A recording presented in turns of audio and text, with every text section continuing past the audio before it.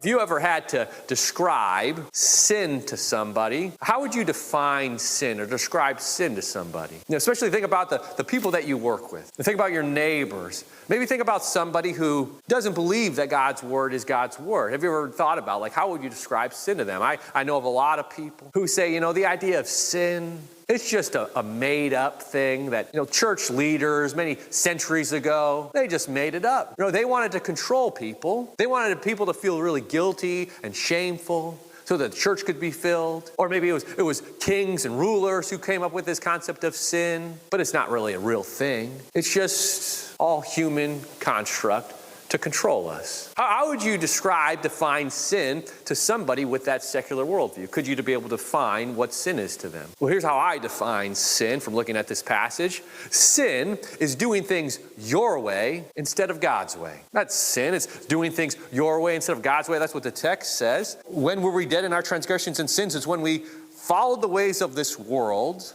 the rulers of the kingdom of the air, the spirit who is now at work in those who are disobedient, referring to Satan, his demons that tempt us to be very selfish and prideful. It's when we gratify the cravings of our flesh, our sinful nature, right? It's when we choose to do things our way instead of God's way.